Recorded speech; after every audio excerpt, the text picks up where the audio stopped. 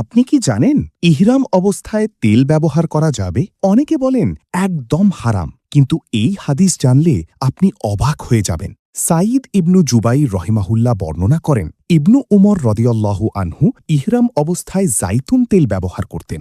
রাবি মানসুর বলেন, আমি এ বিষয়ে ইব্রাহিম রহিমাহুল্লার কাছে জানতে চাইলে তিনি বলেন, তাঁর অর্থাৎ ইবনু উমরের কথাই যথেষ্ট। সহি বুখারী হাদিস নম্বর 1537। এই হাদিস থেকে আমরা কি বুঝি? ইহরামে সুগন্ধিযুক্ত জিনিস ব্যবহার নিষিদ্ধ, কিন্তু যদি তেলে সুগন্ধ না থাকে তাহলে ব্যবহার করা যাবে।